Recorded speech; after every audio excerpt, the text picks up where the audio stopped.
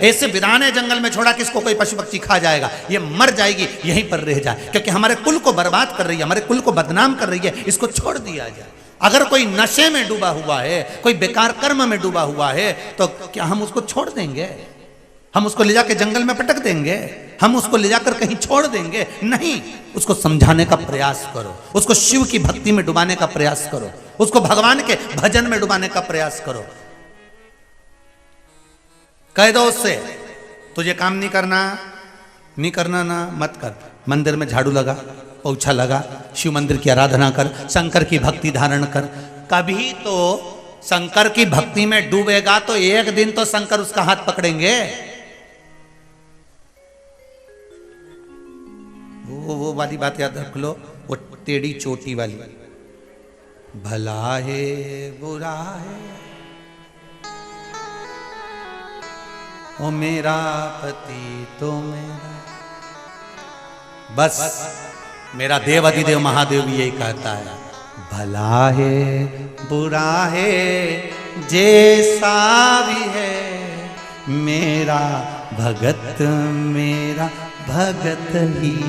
है। बस शिव जानता है, आप गलत हो ये शंकर को मालूम है, आप अच्छे हो ये शंकर को मालूम है। आप गलत काम कर रहे हो तो उसको माना, समझाओ, डांटना है थोड़ा बहुत डांट लो, पर ये नहीं कि उसको ले जाकर हम कहीं पटक किया है, उसको ले जाकर हमने छोड़ दिया तो घर से निकल जा, हमारा संबंध खत्म हो गया, अब नहीं आना, ना मेरे तुझे देखूंगी ना तुम मुझे देखना, और मेरे संबंध खत्म हो जाए। नहीं नहीं नहीं नहीं महाराज,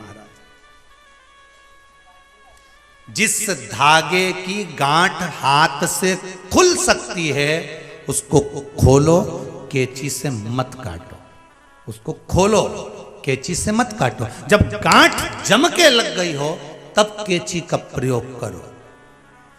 अगर कोई बात प्रेम से सही हो सकती है तो उसको प्रेम से खोलो, जीवान की कैंची से काट कर अलग मत करो, उसको खोलने का प्रयास करो। संगत बिगाड़ेगी, सोमनी को बिगाड़ दिया संगत ने, वो जंगल में पहुंच गई, घर के लोग वापिस आ गए, रोती बिलखती अकेली पड़ी थी, पर संगत का असर ऐसा था कि इसको वहां भी वैसे ही मिल गए। एक भील ऐसा मिल गया, वो भी मांसाहार करने वाला, मदिरा पान करने वाला, और उसने इसको देख लिया। युवान थी, तरुणी थी, बड़ी सुंदर थी। उस भील ने अपना साथ बनाया और इसको अपने साथ ले गया। अब अपने साथ ले गया, भूखा मरता क्या न करता, इसके घर में रहने लगी। भील के साथ में इसने विवाह कर लिया, शादी कर ली तो जैसा भील मांस लेकर आता है मांस खाती, मदिरा लेकर आता तो ये भी मदिरा पीती।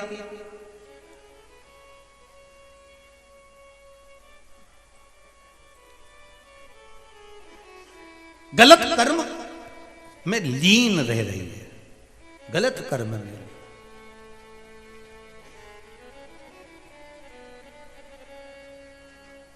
किसी गलत व्यक्ति से विवाह करने के बाद में कन्या सोचे कि मेरा जीवन अच्छा है तो ये जीवन भले अच्छा हो सकता है, पर अगला जीवन बेकार ही होगा, अगला जीवन बेकार ही होगा।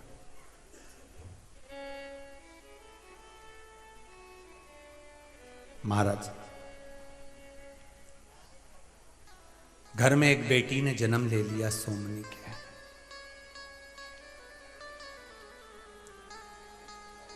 सोमनी नशे में इतनी धुत रहती,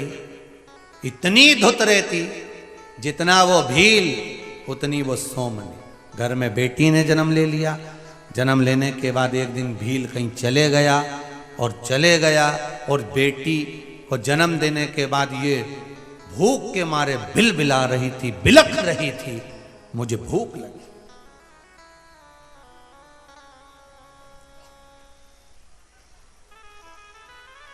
भूख लगी है, नशे में धुत, रात्रि के समय में प्रकाश नहीं। सोमनी ने विचार करा कि अब मेरे को भूख लग रही, मैं जाऊं कहां? तो उसने सोचा बाहर पशु बंध रहे हैं, वहीं चली जाती हूं, एक आध पशु को मार के लाती हूं। जहां पर पशु बंध रहे थे वहीं पर राजपति ने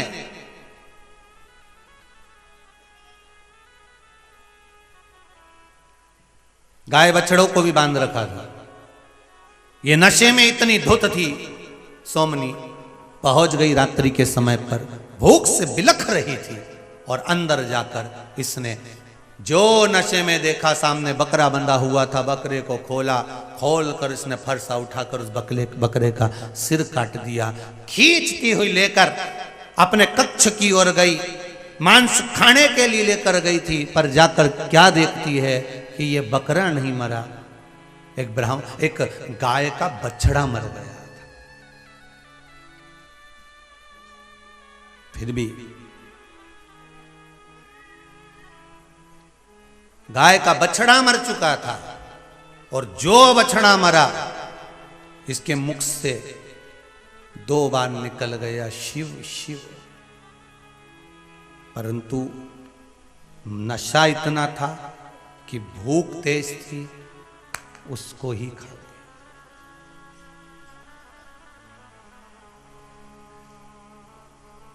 संगति देखिए कितनी विचित्र है।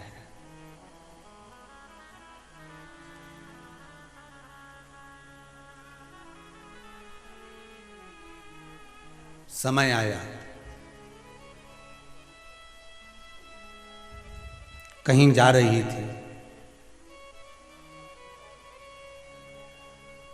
ब्राह्मण की बेटी थी, इसलिए पछतावे के रूप में 2 बार मुख से क्या निकल गया था, शिव शिव।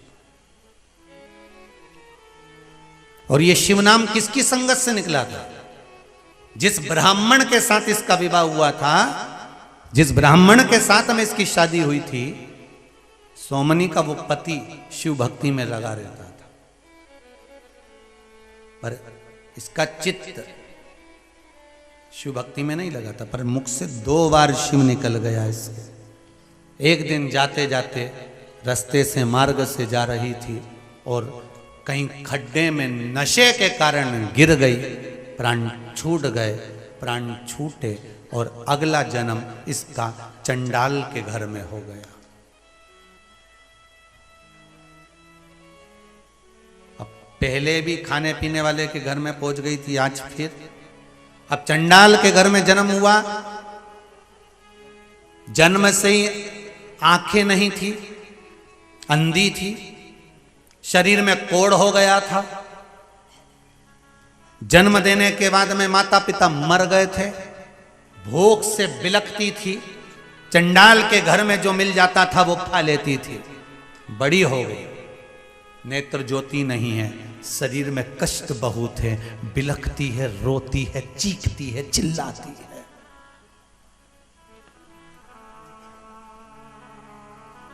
रो रही है। कई लोगों की आदत रहती है, वो भगवान से कहते हैं हमने कौन सा पाप करा प्रभु जो हमको भुगतना पड़ रहा है, हमने कौन सा पाप करा प्रभु जो हमको ये कष्ट दे दिया, हमने कौन सा पाप करा प्रभु हमको ये रोग मिल गया, हमने कौन सा पाप करा प्रभु जो हमको ये बीमारी हो गई। उसका कारण हमारा पूर्व का जन्म है, हम क्या कर कर रहे हैं ये किसको मालूम है। शिव महापुराण की कथा बार बार कहती है, मत बुरे कर्म कर बंदे वरना पछताएगा, भगवान की आंखों से तू बच नहीं पाएगा, तू बच नहीं पाएगा। अरे ओ अज्ञानी मत करना दान। क्यों ऐसा कर्म करते हो?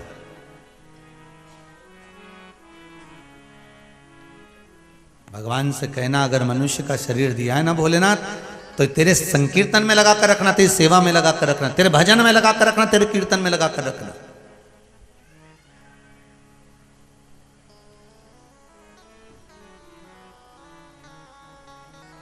मुझे तेरी सेवा चाहिए, उसके सिवाय कुछ। एक कोटा से बालक आया हुआ है, उस बालक ने कल भी बोला, परसों भी बोला, गुरुजी अब मैं 2-4-8 दिन यहाँ आया हूँ, मुझे सेवा का मौका देना। कहीं बैठा होगा, आइए बेटे, मुझे सेवा का मौका देना गुरुजी, बस मैं यहाँ पर सेवा करूँ 8 दिन, और मुझे विश्वास है कि मैंने अगर 4 दिन सेवा कर लिया, 2 दिन सेवा कर लिया, 7 दिन सेवा कर लिया, तो मेरा विश्वास कहता है कि बाबा मेरी सुनेगा। मुझे सेवा दे। महाराज और सीधी सीधी बातें शिव महापुराण भी तो ये कहती है, कर सेवा तू लगन लगाकर, मन में सच्चा भाव जगाकर, ये की आंखें खोलो रे, अब शिव जी के होलो रे।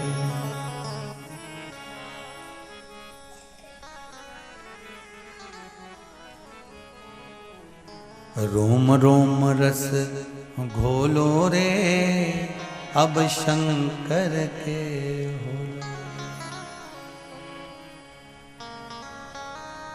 बस अब इस चित्त को, शंकर तन है, शंकर मन है, शंकर ही जीवन है। रोम रोम रस घोलो रे, अब शंकर के होलो रे। श्री शिवाय नमस्तुभ्यं बोलो रे, अब शंकर के होलो रे। अब चित्त मन, सोमनी ने जन्म जरूर ले लिया, पूर्व में करा था, गलत भक्षण कर लिया था, गलत संग कर लिया था, गलत के साथ रह ली थी, मदरा पान मांसाहार सब कुछ गलत करा, जन्म चंडाल के घर में हो गया, गलत जगह पर आई, आंख तक नहीं दी, भगवान ने कौड़ी शरीर बना दिया, खाने के लिए बिलखती थी, किसी को मालूम पड़ा, इसको कहीं सूचना मिल गई कि पास में महाबल शंकर का एक मंदिर है, वहां कोई शिवलिंग है, उस शिवलिंग के पास में मेला लगने वाला है। इसने सोचा मेले में जाऊंगी, कुछ खाने का मिल जाएगा, किसी के हाथ का छुड़ाकर ही खा लूंगी, कुछ मिल जाएगा।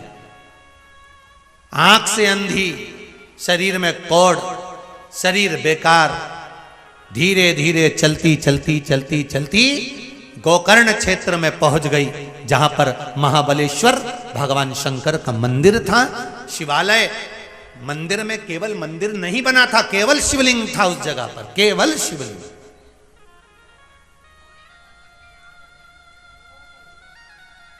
और उस शिवलिंग के पास बहुत दूरी पर शिवलिंग था, ये पहुंच गई, किसी को लगा दया आ गई, किसी को देखो ये मंदिर आई है दर्शन करने के लिए, आंख नहीं है, शरीर में कोड़ हो रहा है, पूरा शरीर बेकार हो रहा है, तो किसी ने मन में सोचा इसके पास में, बिचारी के पास में बेलपत्र नहीं है चढ़ाने के लिए, तो किसी भक्त ने उसके हाथ में बेलपत्र पकड़ा दिया, ये बेलपत्र ले।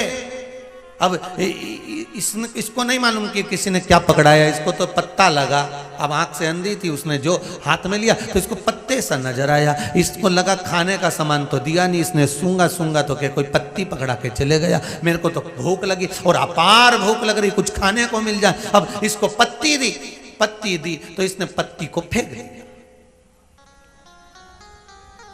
अब वो बेलपत्री फेंकी, हवा चली, फिर पत्ती पत्थर से टकरा कर रुक गई, फिर थोड़ी देर बाद हवा चली, पत्ती फिर उड़ी, फिर टकरा कर गिर गई। 4 दिन निकल गए, इसको भूखी प्यासी कौड़ी अवस्था में, अंध अवस्था में पड़ी। 4 दिन की धूप में पत्ती, जम के बोलिए, सूख गई, सूखी। अब की बार जो हवा चली, पत्ती सीधे शंकर के शिवलिंग से टकरा गई, सीधे।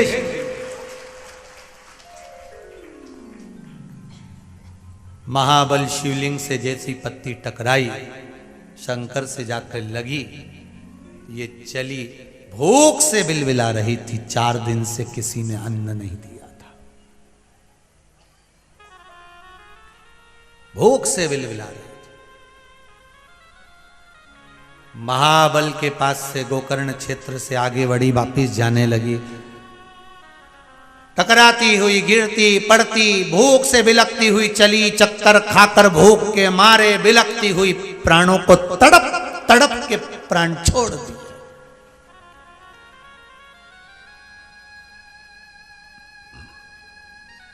सोमनी तड़प तड़प के प्राणों को छोड़ दी, प्राणों को छोड़ा। अभी आपको कथा में कहा था, आपकी हर पल में जो मन में चल रहा है, इसकी खबर शंकर को भगवान शंकर के गण दे देते हैं। आपके मन में क्या चल रहा है। हम कई बार कथा में कहते हैं कि सती मैया शिवजी के साथ अगस्त ऋषि के यहाँ, कुम्भज ऋषि के यहाँ कथा सुनने के लिए गई, और अगस्त बाबा के यहाँ कथा सुनने के लिए जब पहुंचती हैं तो अगस्त बाबा के यहाँ कथा सुनते सुनते सती मैया के मन में आ गया, मेरी शादी हुई और मेरे पति मुझे यहाँ कथा सुनाने लेकर आ गए, इससे तो जलकर भस्म हो जाऊं तो अच्छा। तो सती मैया ने सोच लिया था कि मैं जलकर भस्म होंगी, सती मैया को जलकर भस्म होना पड़ा। शंकर भगवान ने सोचा राम जी का दर्शन हो जाए, तो राम जी का दर्शन हो गया। शिव कथा आप चाहे आस्था चैनल पर सुने, आप चाहे मोबाइल पर सुने, आप चाहे फेसबुक पर सुने, आप चाहे यूट्यूब पर सुने, शिव कथा जहां बैठकर सुन रहे हो, आपके मन में जो कामना आ रही है शंकर के गण वो कामना आपकी पूरी जरूर करते हैं, यह पक्का। शिव के गण वो कामना पूरी जरूर करेगा। आप दिल से रिझाएं।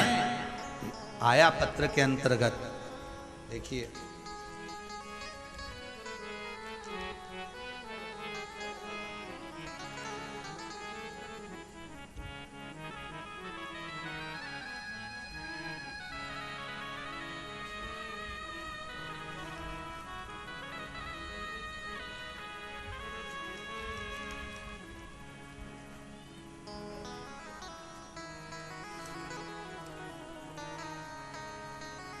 मेरा नाम सुमन गर्ग है,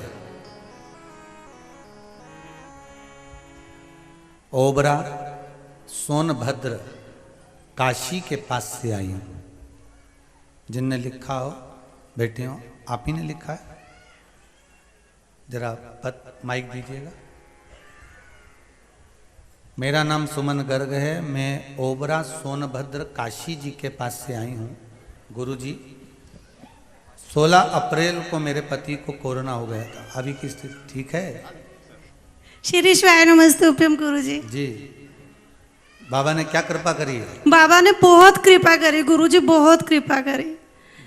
एकदम 15 दिन से इन्होंने पानी भी नहीं, मतलब 15 दिन ऑन बेड हॉस्पिटल में रहे थे। डॉक्टर ने कहा वो एक इंजेक्शन आता है रेमडेसिविर, अगर नहीं मिला तो कुछ भी हो जाएगा।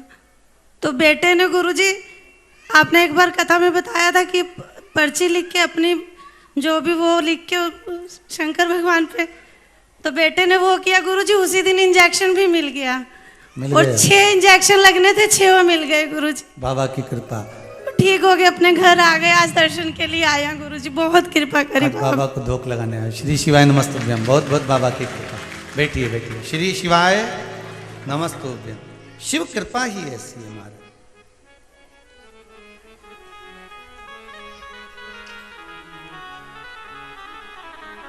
गीता वर्मा, रजनी पाल इंदौर से आए हैं गुरुजी, हर 3 महीने में आ जाते हैं। किसने बोला आने का तुमको? हर हर महादेव, आप ही ने लिखा है पत्र।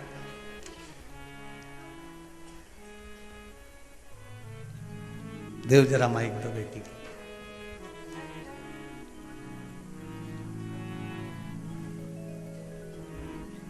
आपने लिखा है गुरुजी, सारी समस्या का हल पशुपति व्रत। हम हर 3 महीने में आ जाते हैं। बाबा ने ऐसा कोई काम नहीं जो नहीं करा, सब दे दिया बाबा। श्री शिवाय गुरु। श्री शिवाय नमस्तुभ्यम गुरु जी। जी बाबू। हाँ, हमारे को बहुत समस्या थी, वो सारी समस्या हमें पति पत्नी दोनों ने व्रत किया, वो सब समस्या समाधान हो गया। और हर 3 महीने में होता है कि 3 महीने 2 दिन होते और हम यहाँ आ जाते हैं। बस बाबा पकड़ के बुला ही लेता है। श्री शिवाय नमस्तुभ्यम। श्री शिवाय नमस्तुभ्यम। बैठिए बैठिए, बाबा की कृपा। शंभो शरणे पड़ी, मांगू घड़ी रे घड़ी, दुख काटो दया करी निदर्शन आपो, दया करी निदर्शन आपो। अब दिल से उसको रिझा, अब दिल से उसको बोल। तड़पी, ये चंडाल के घर में जन्मी हुई बेटी बहुत तड़पी। हम क्या करें हैं उसका हमको अंदाजा नहीं है साहब। कई लोग कहते हैं गुरुजी हमने उपाय करा मान लो, और अगर नी हुआ तो उनसे निवेदन है तुम्हारे मुख पर आ गया नी हुआ तो मतलब समझ लो वो होने वाला नहीं है। आप तो कोई उपाय कर रहे हो, पशुपति व्रत कर रहे हो, भगवान को अगर एक बेलपत्र भी चढ़ा रहे हो, भगवान का अगर पंचाक्षर मंत्र का जाप कर रहे हो, या श्री शिवाय नमस्तुभ्यम बोल रहे हो, या शिव शिव बोल रहे हो, काशी काशी बोल रहे हो, शंकर का एक नाम आपके मुख से अगर निकल रहा है तो यह विश्वास मानकर चलना कि उस मुख से जो नाम निकला है वो कभी ना कभी काम आएगा। ये सोमनी की कथा कह रही है कि 2 बार मुख से क्या कहा था, वो गाय का बछड़ा जब कटा था तो शिव शिव का।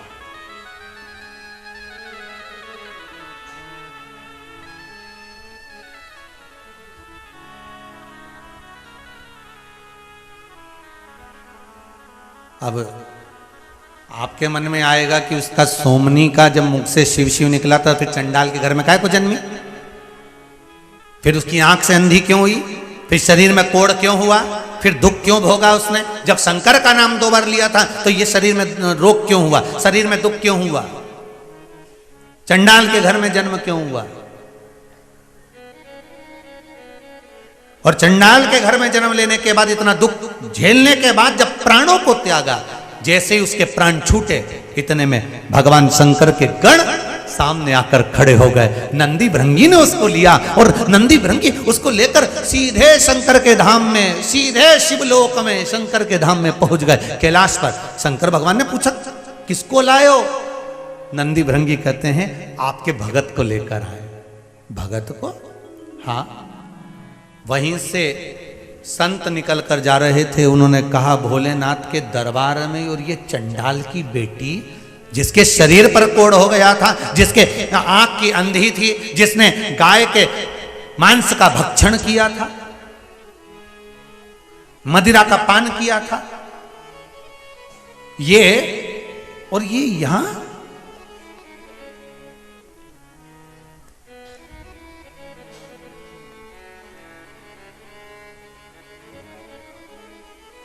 पहुंची। धर्मराज को बुलाया गया। अलग से बुलाने की तो जरूरत होती ही नहीं थी यमराज और धर्मराज को। शंकर भगवान के यहां अलग से धर्मराज और यमराज को बुलाने की जरूरत नहीं होती, क्योंकि यमराज ने तप करा था भगवान भूतनाथ भूतेश्वर शंकर का, और तप कर कर जैसे ही यमराज उठा था, शंकर भगवान को जो देखा तो शंकर भगवान को देखकर कहा सारे देवताओं के पास में वाहन है पर शिवजी के पास जाने आने के लिए कुछ भी नहीं है। तो यमराज ने भगवान शंकर से कहा प्रभु मेरी इच्छा है आपको कुछ दूं, कुछ गिफ्ट करूं, एक आध गाड़ी वाड़ी में आपको दे दूं। शंकर भगवान ने कहा मुझे गाड़ी वाड़ी नहीं चाहिए, मैं तो पैदल चलता हूं, कैलाश पे रहता हूं, घूम आता हूं, फिर आता हूं। नहीं नहीं प्रभु आपको कुछ ना कुछ तो मैं दूंगा। शंकर भगवान ने कहा क्या देना चाहता है? यमराज कहता है मुझे अपनी सेवा में ले लीजिए। शंकर भगवान ने कहा ठीक है, तू धर्मराज मेरा नंदी बनेगा और मैं तेरे पर सवारी करूंगा। यम तो उसके साथ में चलता है। यम और धर्म मेरे शंकर के हर पल साथ में है। जब यमराज की सवारी खुद कर रहा हो, धर्मराज की सवारी मेरा भूतनाथ, मेरा भूतेश्वर, मेरा शंकर कर रहा हो, तो फिर कहा काल सामने आएगा। अकाल मृत्यु वो मरे जो काम करे चंडाल का, काल उसका क्या बिगाड़े जो भक्त हो महाकाल का। फिर कौन सामने आए? फिर क्यों घबराना?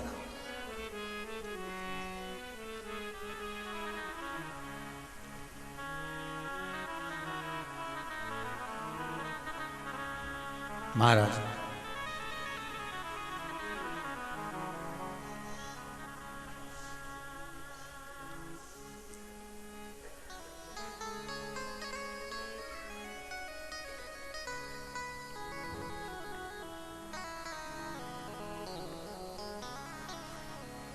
भगवान बोले इसके पाप और पुण्य क्या है? ब्राह्मण की बेटी होकर व्यभिचारिणी हुई, भील से विवाह करा, पति के जाने के बाद मांस मदिरा का पान करा, बेटी को जन्म दिया, गाय का बछड़ा कटा, उसका भक्षण करा, जन्म ली चंडाल के घर में। चंडाल के घर में जन्म लेने के बाद में फिर मरी, तो ये शिव के दरवाजे कैसे आ गई? क्या कारण है इसके आने का? शंकर भगवान के गण इसको लेकर क्यों आ गए शिव के द्वार?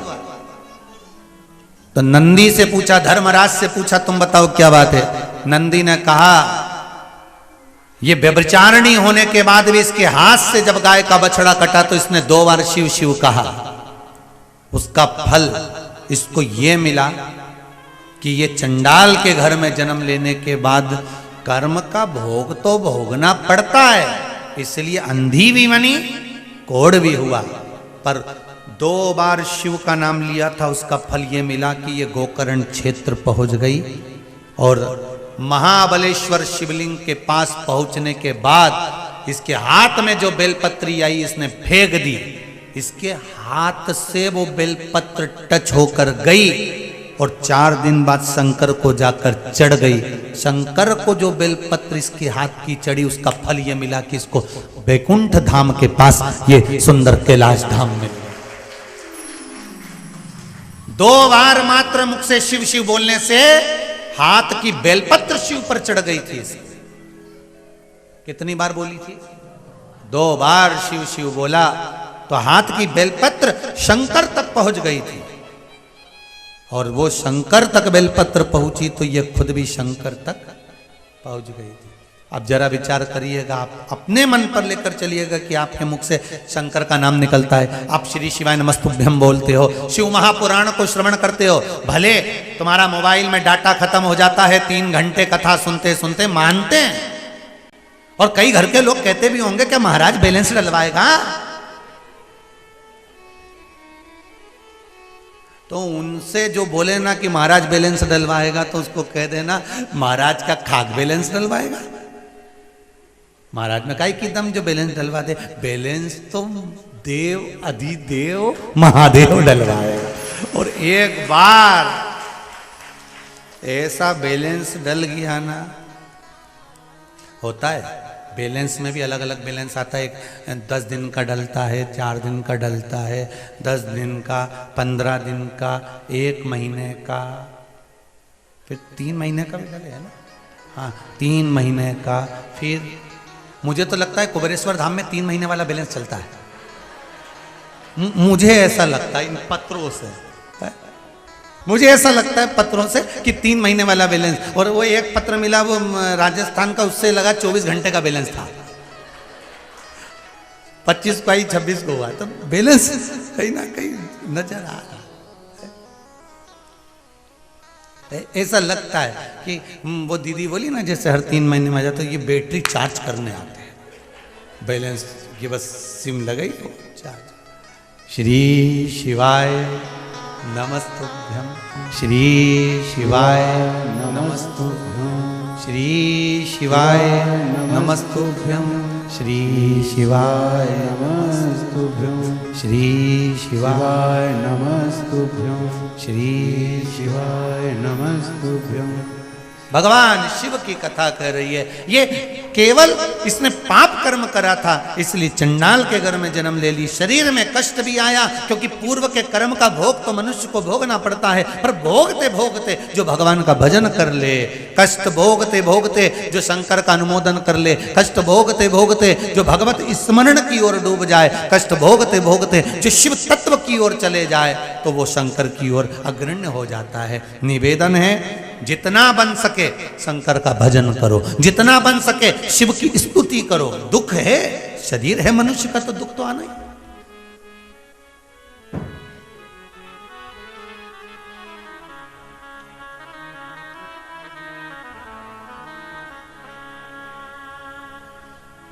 दुख तो आएगा, मनुष्य का शरीर, मानव की देह है। पर भगवान से भी कहते रहना, मेरे गिनियो ना अपराध, ओ शंभु त्रिपुरारी, हे शंकर हे ओ।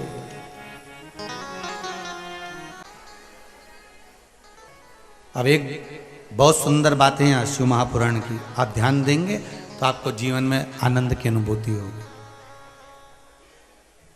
बेलपत्र वृक्षारोपण महोत्सव करा था, याद है आपने? सबने खूब बेलपत्री के वृक्ष लगाए।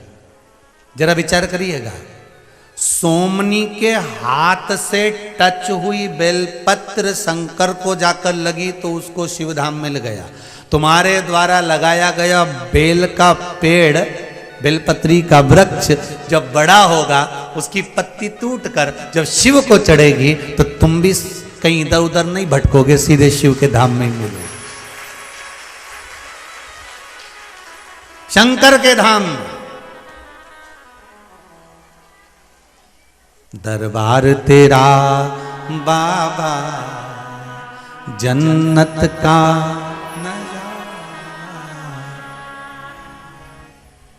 मिले। जरा विचार करिएगा, एक पत्र, एक पत्ती मात्र बेल की टच होकर गई और कैलाश धाम मिल गए। और ध्यान दो, 2 बार शिव बोला था, व्यभिचारिणी हुई उस समय पर तो बेलपत्री टच होकर चली गई और बेलपत्री गई तो वो खुद कैलाश धाम चली गई। अगर आप भी शंकर का भजन कर रहे हो, एक लोटा पानी चढ़ा रहे हो, शिव की भक्ति कर रहे हो, तो समझ लेना कि आप कोई साधारण नहीं हो सकते, शंकर के हो और शंकर ने प्रेरणा दी है, इसलिए शिव धाम के अधिकारी, शिव धाम के अधिकारी हो।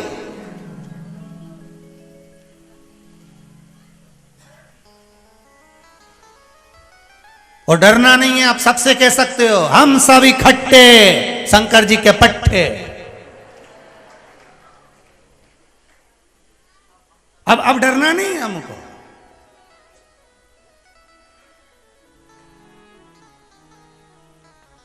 यमराज हमारा रिश्तेदार, यमराज को रिश्तेदार कहना, रिश्तेदार को यमराज मत बोल देना, नहीं तो आफत खड़ी हो जाए। यमराज हमारा रिश्तेदार, धर्मराज हमारा रिश्तेदार, गणेश जी हमारे रिश्तेदार, क्योंकि जो शंकर जी का, शंकर जी से जो जुड़ गया वो शंकर के परिवार वाला हो गया। जो शिव से जुड़ा है वो शिव का परिवार वाला है। तो अपने को अब डरना नहीं है, रिद्धि सिद्धि अपने घर की बहू। अब अपने को डरना नहीं है, शिव आराधना करना है।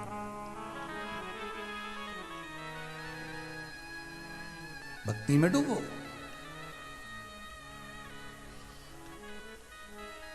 महाराज महाबल शिवलिंग पर मात्र बेलपत्र का स्पर्श हुआ,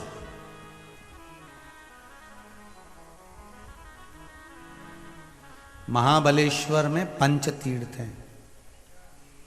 कितने तीर्थ हैं? 5 तीर्थ। आप कभी गए होगे तो दर्शन किया होगा आपने। जब रावण शंकर भगवान को लेकर चलता है, 2 बार रावण शिव जी को लेकर चला है। एक बार रावण जब शिव जी को लेकर चला तो बाबा बैद्यनाथ जी का ज्योतिर्लिंग का स्मरण रहा। एक बार रावण जब भगवान शंकर को अपनी मां के लिए शिवलिंग लेकर जा रहा था, एक बार स्वयं के लिए लेकर जा रहा था, तभी भी शिवलिंग नहीं गया। दूसरी बार अपनी माता के लिए लेकर जा रहा था और माता के लिए शिवलिंग लेकर जा रहा था कि मां तो ये पार्थिव शिवलिंग का निर्माण करती है, तो ये मिट्टी का शिवलिंग बनाती है और पार्थिव शिवलिंग का निर्माण क्यों करती है? तो माता कैक्सी कहती है कि मैं शिवलिंग का निर्माण इसलिए करती हूं क्योंकि शिवलिंग का निर्माण करने से मुझे शंकर का धाम मिलेगा। तो इतने में तुरंत लंकाधिपति रावण को क्रोध आ गया और लंकाधिपति रावण ने कहा, मां तू इतनी सी बात कह रही है कि पार्थिव शिवलिंग का निर्माण करूंगी तो मुझे शंकर का धाम मिलेगा, मैं शंकर के धाम को उठाकर तेरे पास लेकर आता हूं, मैं शिव के धाम को उठाकर लाता हूं। और भगवान शंकर के कैलाश धाम को स्वयं लंकाधिपति रावण कैलाश को उठाया, जो हाथ में उठाया कैलाश को लंकाधिपति रावण ने अपनी भुजाओं पर, जैसे ही कैलाश पर्वत को उठाया, शंकर भगवान से माता पार्वती पूछ रही, प्रभु आज कैलाश को हो क्या गया, ये हिल क्यों रहा है, डोल क्यों रहा है? शंकर भगवान के डोल नहीं रहा, रावण ने उठा के रखा है हाथ पे। रावण ने उठाया? हाँ। तो पार्वती जी बोली, कुछ बोलो, कहीं पटक आया तो। अब इसने तो हाथ में उठा लिया, अब डलिया को ले जाके कोई कहीं पटक दे तो इसका क्या भरोसा? तो प्रभु कुछ तो करो। शंकर भगवान बोले, मेरा भगत है, मैं कुछ नहीं कर सकता। पार्वती जी ने कहा, तुम्हारा भगत है, तुम कुछ नहीं कर सकते। तो इसका विरोधी कोई नहीं आया यहां। शंकर भगवान बोले, तो चिंता मत कर, ज्यादा हिलाएगा ना तो नंदी बैठा है पास में, मैं कुछ नहीं बोलूंगा, नंदी सब कर देगा, तू चिंता तो मत कर। और जो लंकाधिपति रावण ने उठाकर घुटने के बल से उठने लगा कैलाश पर्वत को लेकर, इतने में तो नंदी हिल गया। जैसे ही नंदी हिला तो नंदी ने पार्वती जी से पूछा, मां आज जरूर कोई बात है, ये पर्वत कैसा झूले जैसा हिल रहा है? पार्वती जी बोली, झूले जैसा हिल नहीं रहा, कोई सावन का महीना थोड़ी ना कि झूला झूल रहा है।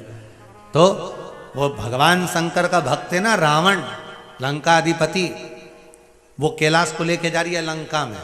हो नंदी ने कहा, इतनी सामर्थ्यता इस रावण की? पार्वती जी बोली, शंकर का भगत है। इतने में नंदी बोला, हम भी शंकर के गण हैं। अभी रुके, ये भगत है कि हम गण हैं, रुक जा। जो नंदी चारों पांवों से खड़ा हुआ और खड़ा होकर जो नंदी ने बल लगाया, अपनी मुंडी को घुमाते हुए, सींग को घुमाता घुमाता जो बल लगाया, तो रावण तुरंत घबराया और घुटना नीचे टिक गया और हाथ पर्वत में फंस गया। हाथ पर्वत में फंसा। अब वो हाथ निकल नहीं रहा, रावण खींच रहा है, निकले नहीं। जो हाथ खींचा फिर नहीं निकला, फिर हाथ खींचा फिर नहीं निकला, फंसा हुआ। रावण ने जम के आवाज लगाई, हर हर महा, हर हर महा, हर हर महादेव। शंकर भगवान नेत्र खोले, जैसे ही खोले तो पार्वती जी बोली, पहले नहीं बोले तो अभी भी नहीं बोलोगे, बैठे रहे। पहले क्यों नहीं बोले? जब उसने पर्वत उठाया था, अपने भक्त को समझा सकते थे ना। शंकर जी बोले, मेरा भगत है, बहुत बहुत शिव बहुत भोले हैं। अच्छा, शंकर इतने भोले हैं कि शंकर को कपट करना आता ही नहीं है। शंकर के मंदिर में ना तो पट होता है ना कपट होता है, बस भक्तों की खटर पटर होती है। भक्तों की थोड़ी बहुत खटर पटर होती रहती है। मैं पानी चढ़ाऊंगी, मैं बेलपत्र चढ़ाऊंगी, मैंने तभी श्रृंगार करा था, मैं अभी रख के गई थी, मैंने झाड़ू लगाई थी, मैंने पोछा लगा, ये थोड़ा थोड़ा चलता रहता है। पर शिव के पास में ना पट है ना कपट है। शंकर कपट से रहित है, शिव कपटी नहीं, शंकर कपट से दूर। शंकर को कपट करना नहीं आता। वृंदा के सातित्व को डिगाना था तो भगवान विष्णु गए, थोड़ा सा कपट करा। शंकर के शिवलिंग को प्रकट करना था, ब्रह्मा जी ने थोड़ा सा कपट कर दिया। गुरु की पत्नी को छला, इंद्र ने कपट करा। सारे देवता थोड़ा थोड़ा कपट कर सकते हैं, पर शंकर कभी कपट नहीं करे। आज तक कोई शिव के कपट की कोई बात बता दो कि शिव जी ने कपट करा, बल्कि सबने मिलकर शंकर के साथ कपट करा। बताओ, शंकर जी की स्तुति करी, शंकर जी से कहा सोने की लंका दे दो, सोने की लंका दे दी। एक आया तो क्या कहते, तुम्हारा कड़ा दे दो सोने का, जिस पे हाथ रखूं वही भस्म ले जा दादा, उसको दे दिया। अब उसको क्या मालूम था कि मेरे पीछे पड़ जाएगा, भोला तो भोला ही।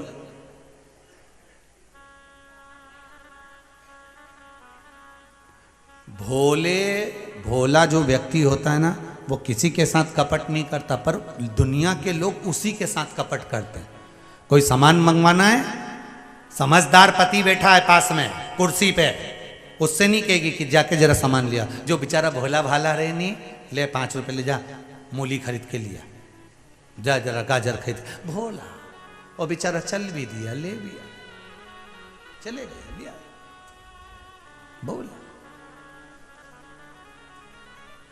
हाथ फंसा पर्वत के नीचे, हर हर महादेव, हर हर महादेव, हर हर महादेव। जो आवाज लगाई लंकाधिपति रावण ने, जो आवाज लगाना चालू करी, शंकर भगवान के नेत्र खुले। जैसे ही शिव जी उठने लगे, पार्वती जी बोली हाथ जोड़ के निवेदन, बैठे रहे।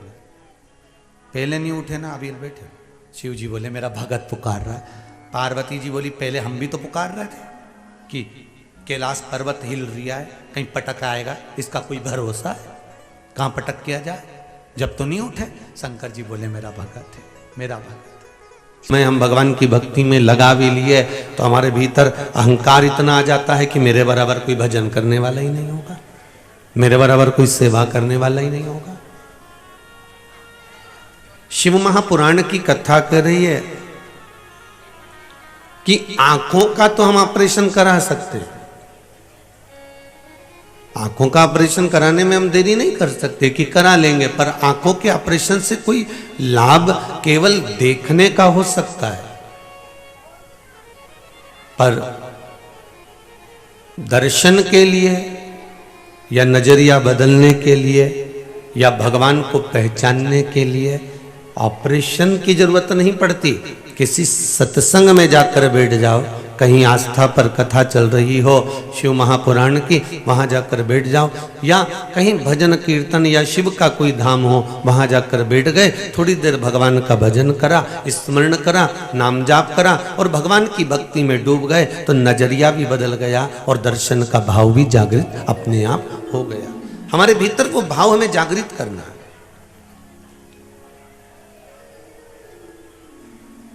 हमारे भीतर हम वो भाव को जागृत करें। भगवान ने नेत्र दिए हैं, प्रत्येक जीव को नेत्र दिए हैं कि इन नेत्रों से तुम्हें देखना है। एक पशु भी बनाया, एक पक्षी भी बनाया, जलचर भी बनाया, थलचर भी बनाया, वायुचर भी बनाया, सबको भगवान ने नेत्र दिया और यही कहकर दिया कि इन नेत्रों से आपको देखना है, इन नेत्रों से आपको देखना है। पर भगवान ने ये जरूर कहा कि इन नेत्रों से देखना है, पर भगवान ने ये नहीं कहा कि इससे हमें दूसरे का अवगुण देखना है। भगवान कहते हैं इन नेत्रों को बड़ी मुश्किल से प्राप्त हुआ है। महाराज, इन नैनों को रोग लगा है रोज सिनेमा देखन का, इन नैनों से दर्शन कर लो सभी रोग मिट जाएंगे। हरि ओम हरि ओम हरि ओम हरि ओम। बड़ी मुश्किल से नयन मिले, और वो नयन मिले तो उसको सत्कर्म में क्यों ना लगाए। अगर भगवान ने नेत्र दिए हैं तो उसको सतमार्ग की ओर क्यों ना लेकर जाएं हम। शरीर दिया है तो इसको भगवान की भक्ति में क्यों ना लगाएं हम। चरण दिए हैं तो इसको भगवान के दरवाजे तक क्यों ना लेकर जाएं हम।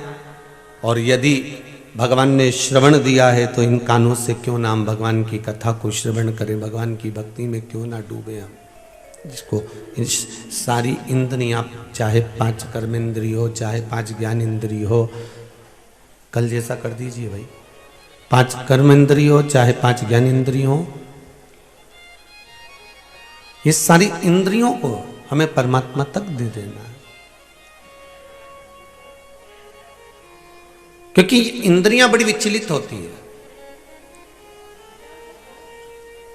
इसको भक्ति का जो पथ होता है, भक्ति का जो मार्ग होता है, भक्ति का जो पथ होता है, वहां तक ये जाने में पीछे हट जाती है।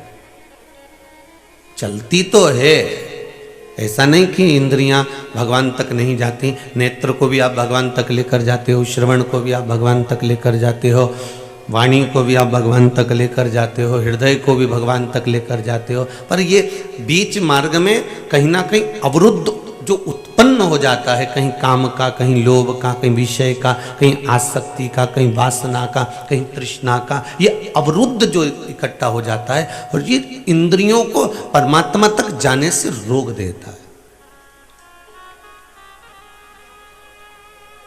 ये भगवान तक पहुंचने में अड़चन उत्पन्न कर देता है।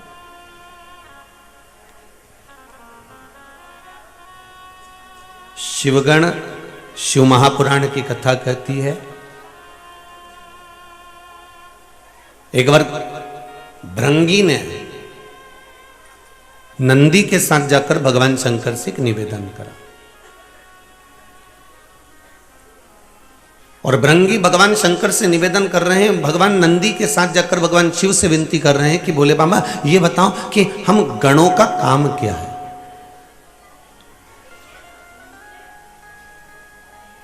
हम गणों का काम है क्या, हम गण किस काम के लिए, हम गण क्या कर सकते हैं, आप वो बताइए। भगवान शंकर ने कहा, मृत्यु लोक में जितने भी मानव, चाहे जलचर हो, चाहे थलचर हो, चाहे वायुचर हो, मनुष्य के साथ में जो जीव जंतु भी अगर जन्म ले रहे हैं मृत्यु लोक में, कभी कभी आपने ये ध्यान करा होगा, स्मरण करा होगा कि चींटी भी क्या रोती है? क्या झिंगुर भी रोता है? क्या कोई कीड़ा जब दुख पड़ता है उस पर तो वो रोता है?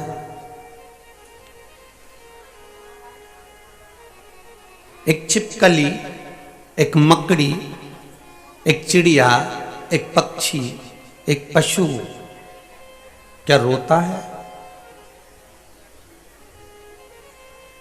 शिव महापुराण की कथा कहती है उस जीव को भी रोना आता है। जब दुख होता है तो वो भी रोता है।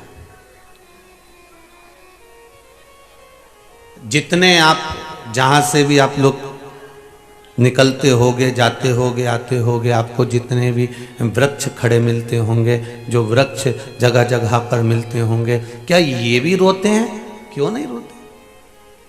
84 लाख योनियों में 20 लाख योनि तो वृक्ष की है।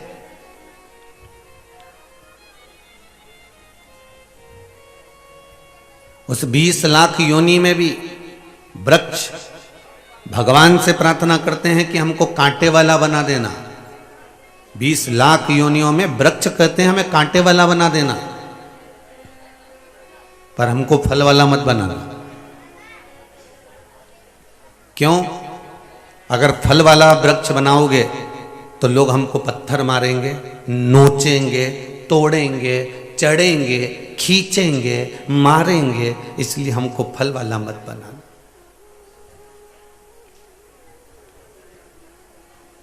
हमें फल वाला मत बनाना। जिस वृक्ष में फल लगने लगते हैं उस वृक्ष पर लोग पत्थर मारने लगते हैं। आपके मोहल्ले में इमली का पेड़ हो तो देख लेना, बेर का पेड़ हो तो देख लेना, आम का पेड़ हो तो देख लेना, लोग उस पर पत्थर मार रहे हैं, लोग उसको खींच रहे हैं, लोग उसको डालियों को नोच रहे हैं। कोई उसके ऊपर चढ़ गया, कोई खींच रहा है, कोई तोड़ रहा है, कोई मोड़ रहा है। और अगर 20 लाख योनियां तो वृक्ष की हैं, 84 लाख योनि में से ये लता पत्र ये जितने दिख रहे हैं आपको, दुर्वा है, घास है, ये सब 20 लाख योनि के अंतर्गत आ जाते हैं। वो वृक्ष भगवान से कह रहे हैं हमें फल वाला मत बनाना। और एक बात अपनी जिंदगी में उतार कर रखिए, फल वाले वृक्ष पर लोग पत्थर मारते हैं, फल वाले वृक्ष पर लोग टहनियां खींचते हैं, पर कोई कांटे वाले वृक्ष को पत्थर मारता है क्या? नहीं। जितने आस्था पर श्रवण कर रहे हैं, जितने फेसबुक यूट्यूब पर सुन रहे हैं, भाव से कहना कोई कांटे वाले वृक्ष को पत्थर मारेगा? नहीं मारेगा। कोई कांटे वाले वृक्ष को नोचेगा? नहीं नोचेगा। जिसमें फल लग रहे होंगे उसी पर पत्थर पड़ेगा, जिसमें फल लग रहे होंगे उसी को नोचा जाएगा, जिस पे फल लग रहे होंगे उसी की पत्तियों को तोड़ा जाएगा, उसी डाली को तोड़ा जाएगा। उसी तरह जब तक आपके पास में कुछ भी नहीं है, धन नहीं है, वैभव नहीं है, सत्ता नहीं है, पैसा नहीं है, दौलत नहीं है, तब तक दुनिया के लोग आप पर कोई उंगली नहीं उठाएगा। पर जैसे जैसे जैसे जैसे मेरे देव अधिदेव महादेव की कृपा आप पर होती चली जाएगी और आप उन्नति की ओर बढ़ते चले जाओगे, तो फिर लोग पत्थर मारना चालू करेंगे, फिर डालियां खींचना चालू करेंगे, फिर लोग ताना देना चालू करेंगे, अपशब्द कहना चालू करेंगे, फिर लोग आपको ताने पर ताना देंगे। तो समझ लेना कि अब आप कौन से वृक्ष बन गए हो? फल वाले वृक्ष बन गए। अब आप फल वाले वृक्ष बन गए।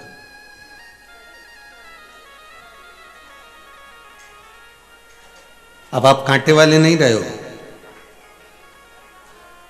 जब भगवान हाथ पकड़ लेता है और अपनी ओर अग्रण्य कर देता है, वैभव की ओर, सत्ता की ओर, धन की ओर, निरोगता की ओर, तो दुनिया के लोग फिर पत्थर मारना प्रारंभ कर देते हैं।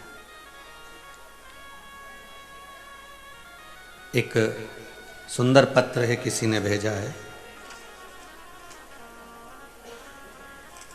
जितने पढ़े हैं ये हैं, जो नहीं पढ़े हैं वो ये हैं। पढ़ेंगे जब वो भी वर्णन करेंगे। वो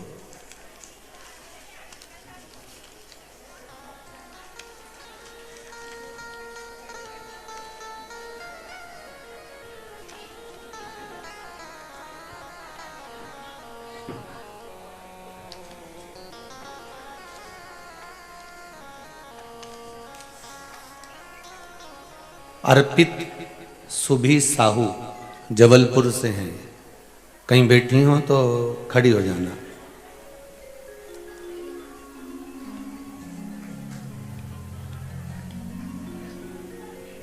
आप ही हैं बेटा? आपने लिखा है, माइक पहुंच सकता है क्या? देख,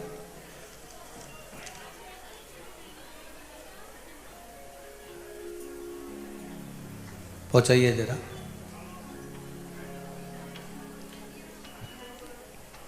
एक दूसरे को देते जाओ, बढ़ाते जाओ, पहुंच जाएगा।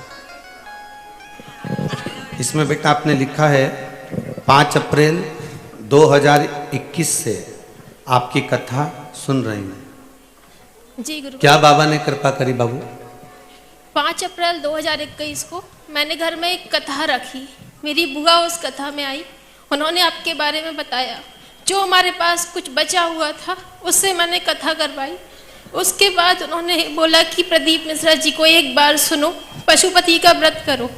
मैंने जिस दिन से व्रत किया है, मेरा खुद का ट्रांसपोर्ट चालू हो गया, डुप्लेक्स घर बन गया और अभी खुद की कार, वाहन सब कुछ हो गया महाराज। बाबा की कृपा, बहुत बहुत बाबा की ऐसी कृपा बनी रहे। आपने इसमें लिखा है बहुत तकलीफ में थी, सब कुछ चला गया था, किराया देने की भी गुंजाइश नहीं थी हमारी। आज डुप्लेक्स घर बनवा दिया आपने 1200 स्क्वायर फीट में। पूजा तो सब करते हैं, आपने मुझे पूजा का ढंग सिखा दिया गुरुदेव। बाबा की कृपा। विराज जी बहुत बहुत साधुवाद। बाबा ऐसी ही कृपा आप पर बना। यहाँ तक गुरु जी हमारी फैमिली ने हमको छोड़ दिया था। धन जब चले जाता है ना बाबू, तो सबसे पहले परिवार ही भगता है। वो कहते हैं नाव डूबती है तो चूहे भाग जाते और हैं। आज सारे रिश्तेदार, सारी फैमिली हम लोग को बुलाती हैं, सब पूछने लगे हैं। अब वापिस सम्मान मिलने लगा ना, बस यही शंभू है, यही सब शंकर आपके आशीर्वाद से। बाबा की कृपा। शंभू श्री शिवाय। श्री शिवाय नमस्ते। बैठिए बाबू, बैठिए। जी। शिव की कृपा है। शिव ओघड़ दानी है। आप अगर विश्वास रखे हो शंकर के प्रति, अगर आपका भाव निर्मल है और दिल से आप अगर शंकर को रिझा रहे हो, तो उसकी मिलन में देरी नहीं हो सकती।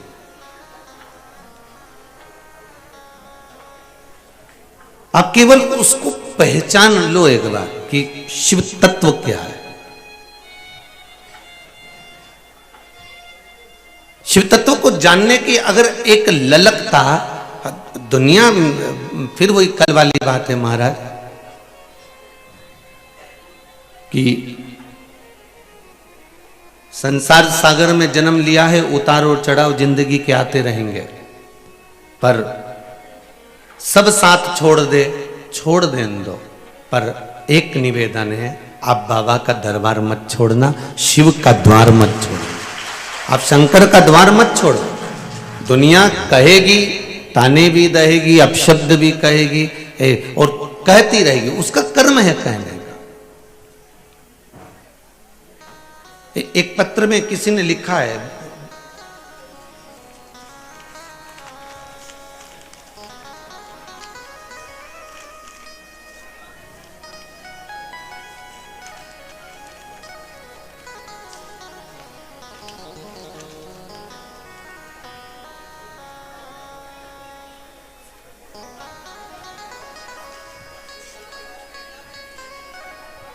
नीरज जी शर्मा हैं,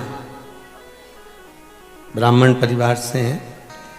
किरण जी शर्मा महाराष्ट्र से हैं, गांव इंगन घाट से हैं। कहीं बैठी हो तो हाथ उठाइएगा।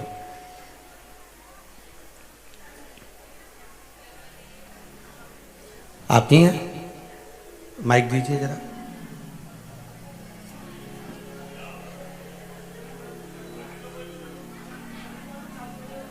माइक चालू करके पूछा दो।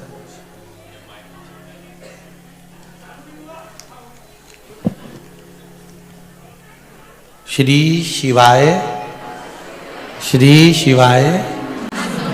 आपने बहन लिखा है, गुरुजी मैं किरण शर्मा जी हाँ। महाराष्ट्र से आई हूँ। जी हाँ। इंदौर अपने भाई के यहाँ आई थी। जी हाँ। परिवार सहित क्या हो गया था? मेरे भाई शांत हो गया था, पर मैं 2 कदम भी नहीं चल सकती थी। जी। भोलेनाथ की ऐसी कृपा हुई कि मैं गंगा सागर होके आई हूँ अभी। बाबा की कृपा। अचानक मेरी बहू के क्या हो गया था? बहू को पैरों में तकलीफ है मेरे। नहीं, आपका इसमें लिखा है बहू को भी कुछ तकलीफ हो गई थी। किसको? बहू को, मेरी बहू को एकाएक डॉक्टर ने बोला कि हार्ट में प्रॉब्लम है। पर जब से मैंने भगवान का ध्यान किया और प्रार्थना की तो भगवान की कृपा से वो सब प्रॉब्लम अपने आप सॉल्व हो गया। हो गया? ऑपरेशन जी तो नहीं हो रहा ना? नहीं हुआ। बस ठीक है। आपने लिखा है इसमें ऑपरेशन का बोल दिया था डॉक्टर हाँ, ने। हाँ, हाँ। तो अब ठीक है ना? अब बिल्कुल ठीक है। बस बस बैठिए बैठिए। श्री शिवाय नमस्तुभ्यम। नमस्तुभ्यम। शिव उपासना करिए और शंकर की भक्ति। आपको कहीं नंदी और भृंगी शिव के गण भगवान शंकर से पूछ रहे हैं कि हमें क्या करना, हमारे लिए आज्ञा क्या है। ये शिव के गण भगवान शंकर से पूछ रहे हैं। भगवान शिव ने कहा तुम्हारा एक ही काम है। थोड़ी चोंगे जैसी आवाज आ रही है बाबू। भगवान शिव के गणों ने पूछा कि हमारे लिए आज्ञा क्या है, हम क्या कर सकते हैं, वो बताया जाए। तब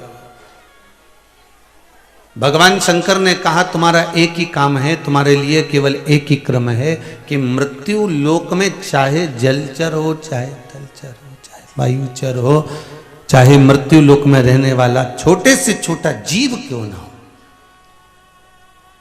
उसके भीतर क्या चल रहा है और वो क्यों रो रहा है, उसके रोने का कारण क्या है, उसको क्या दुख है, ये आप मुझ तक पहुंचा दें।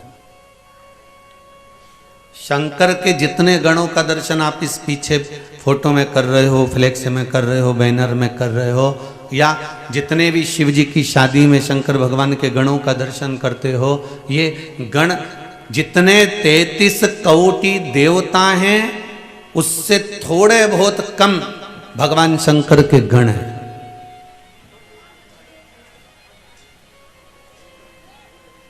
भगवान शिव के गण भी कोटि कोटि है और कोटि कोटि वो गण भगवान शंकर के वो गण कोटि कोटि। ये सब पर चाहे वो पशु हो, पक्षी हो, जलचर हो, थलचर हो, वायुचर हो, जितने भी जीव जहाँ विराजमान होते हैं, उन जीवों के रोने की दशा क्यों रो रहे हैं, क्या कारण है, उनको तकलीफ क्या है, उनको दुख क्या है, उसका कारण ये जो गण हैं ये जान जाते हैं और जानकर देव अधिदेव महादेव से जाकर देव अधिदेव महादेव से जाकर बोल देते हैं, भगवान शिव से जाकर कह देते।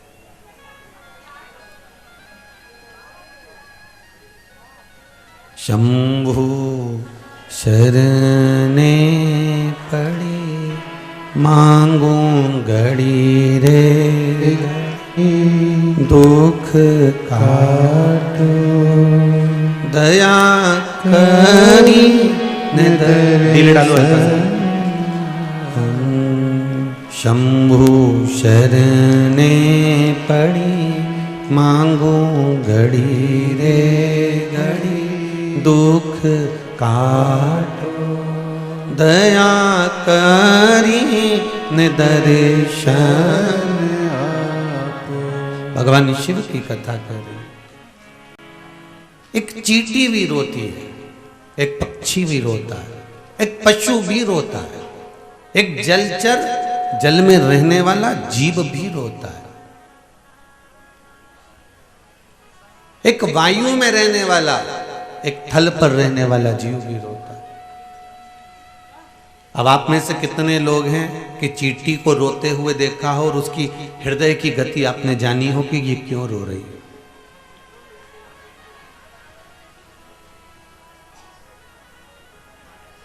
चींटी को घबराहट होती कि नहीं होती? जैसे तुमको घबराहट हो जाती है एकदम, कहीं भीड़ में गए या कोई एकदम तुम्हारे ऊपर आया, कोई चीज पत्थर तुम्हारे ऊपर एकदम आया तो घबराओ कि नहीं घबराओ? तो चींटी घबराए कि नहीं घबराए? जब तुम्हें घबराहट होती है तो चींटी को भी होती होगी। तुम देखना उसको जरा सा तुम टच कर लेना, बस वो घबराई और भाग गई। घबराहट हुई कि नहीं हुई? उसको भी घबराहट उसको भी घबराहट आई कि नहीं? चींटी को भी घबराहट हो रही है। चींटे को पकड़ना चाहोगे तो चींटे को भी घबराहट हो रही है। जलचर थलचर वायुचर जितने जीव हैं इनको अगर आप थोड़ा सा भी कष्ट दोगे, थोड़ी भी तकलीफ दोगे तो इनको भी घबराहट होने लगती है। और अगर इन जीव को अगर आप मारने का प्रयास करोगे तो ये भी रोते हैं, इनको भी तकलीफ उत्पन्न हो जाती है, इनको भी कष्ट होता है।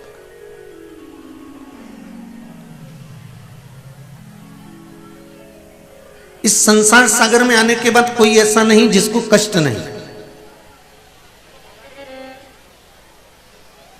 एक व्यक्ति सोचे कि भैया साधु सन्यासी सबसे ज्यादा सुखी हैं, तो साधुओं से पूछा जाए तो कहेंगे गृहस्थी सबसे ज्यादा सुखी है।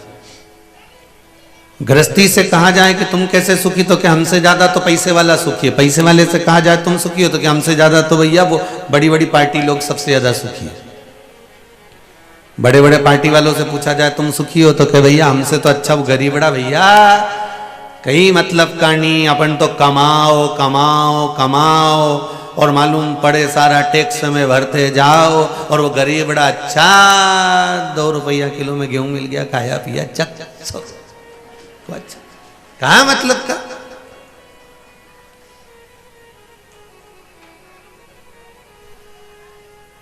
धन को बचाने का भी टेंशन, रखने का भी टेंशन, तो उससे तो वो गरीब बड़ा। फिर गरीब बड़े से पूछा तू सुखी है? अरे अपन काय का सुखी भैया, देखो पैसे वाले कितने जोरदार गाड़ी में घूम रहे हैं, बंगले में रह रहे हैं, जमीन। तो यहाँ तो प्रत्येक व्यक्ति के हृदय में दुख समाहित ही चलता रहता है।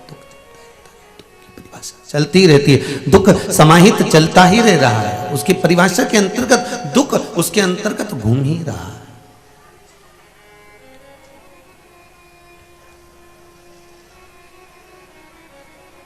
महाराज हम तेरी दुनिया में आकर खो गए, कर ना पाए हरि भजन और सो गए, कर ना पाए हरि भजन और सो गए। भगवान की कथा कर रही है, स्मरण कर रहा है, संकीर्तन कर रहा है, नाम जाप मंत्र जाप कर रहा है कि आपकी भक्ति।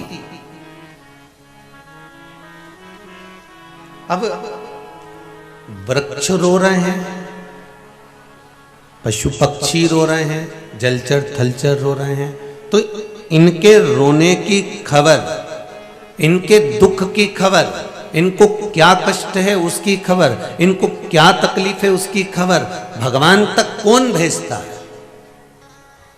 वो भेजने वाला कोई दूसरा नहीं होता। शंकर भगवान से गणों ने पूछा कि हमारा कार्य क्या है, तो शंकर जी ने कहा तुम्हारा कार्य एक ही है कि मृत्यु लोक में जलचर थलचर वायुचर जितने जीव हैं इनको क्या कष्ट है, उनके कष्ट की दशा तुम्हें हमें बताना।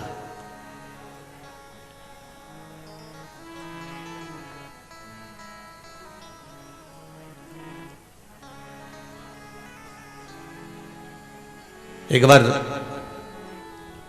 भृगु ऋषि तीनों देवताओं की परीक्षा करने के लिए चले, ब्रह्मा विष्णु और महेश की।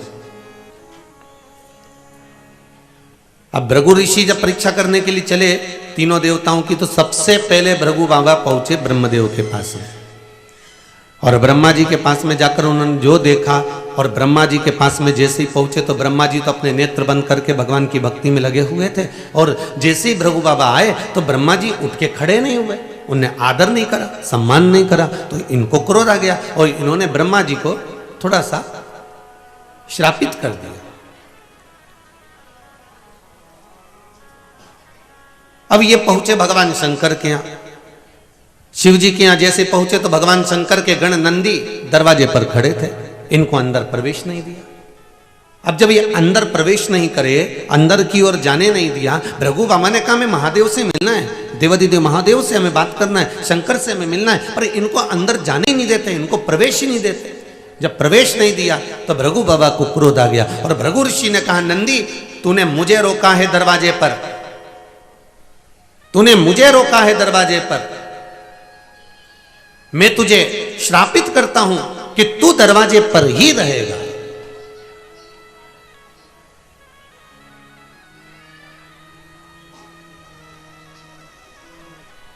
अब पहुंचे भगवान विष्णु के यहां, नारायण सो रहे थे, जाते से भृगु बाबा ने लात का प्रहार कर दिया, चरण का प्रहार करा छाती पर। लक्ष्मी जी को बड़ा क्रोध आया, पर भगवान ने उनके चरण में चंदन लगाया, मेरे मालिक ने, मेरे नारायण ने भृगु बाबा के चरण में चंदन लगाया।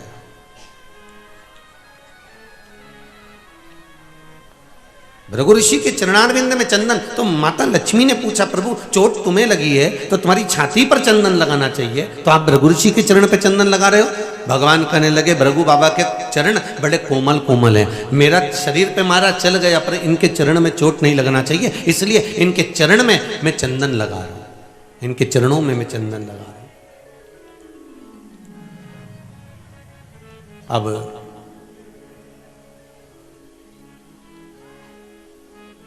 आज नंदी भगवान शंकर का गण सबको मोदक खिला रहा है।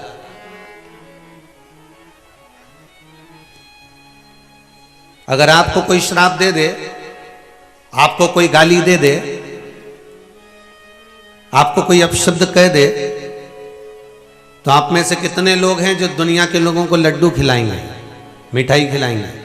नहीं साहब, तुम्हें तो रसगुल्ला खाना ही पड़ेगा, आज मेरे रिश्तेदार ने मेरे को गाली दी है।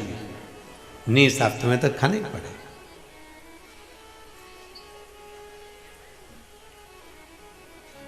आज मेरे रिश्तेदारों ने मुझे गाली दी है, आपको रसगुल्ला खाना पड़ेगा। आप में से कितने लोग हैं जितने आस्था पर सुन रहे हो, जितने फेसबुक यूट्यूब पर सुन रहे हो, कोई रसगुल्ला खिलाएगा? किसी ने गाली दी तो, कोई अपशब्द कहा तो कोई मिठाई खिलाएगा? नहीं। पर नंदी सबको मोदक खिला रहे हैं, सबको मोदक खिला रहे हैं, सब प्रसन्न भाव में मोदक खा रहे।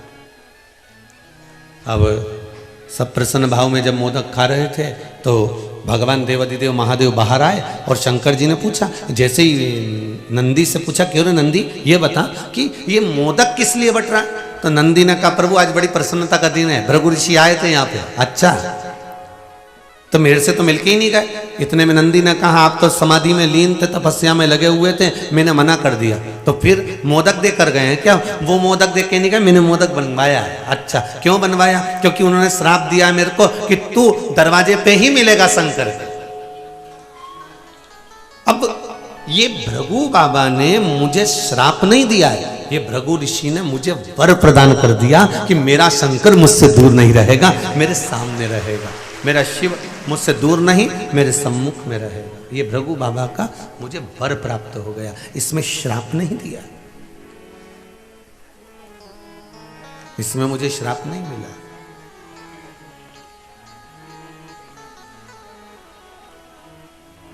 मुझे वर प्रताप, मुझे वर प्राप्त किया है, मुझे वर प्रदान किया है कि आप शिव के सम्मुख में रहो, भगवान शंकर के साथ। और फिर निवेदन है, अगर आप शंकर के दरवाजे जा रहे हो, शिव की उपासना में जा रहे हो, शिव के द्वार जा रहे हो, शंकर के भजन में जा रहे हो, 12 ज्योतिर्लिंग के दर्शन करने के लिए जा रहे हो, शिव मंदिर में जा रहे हो, तो भगवान से कहना कि बड़ी कृपा है आपकी जो आप मुझे यहाँ भेज रहे हो, बड़ी कृपा। तेरी कृपा बिना नहीं ले एक भी अणु, लेते हैं श्वास तेरी कृपा से तनु तनु। हे गंगाधार मुक्ति द्वार ओमकार तू, भोले ओमकार तू, आयो शरण तिहार, भोले हार तार तू। भगवान शिव की कथा कर रही हो, गणदानी शंकर का चरित्र कर रहा है, देवाधिदेव महादेव का चरित्र कर रहा है। उसकी अगर कृपा है और आप शिव मंदिर तक जा रहे हो, शंकर के भजन तक जा रहे हो, तो उसमें शिव की कृपा जाना।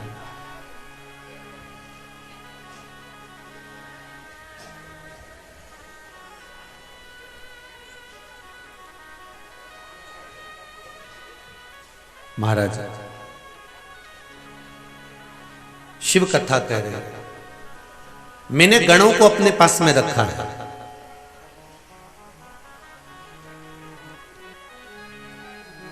ये गण जो मेरे पास में रह रहे हैं, इनको मैंने एक काम दिया है, आपके मन की दशा को मुझ तक पहुंचाना।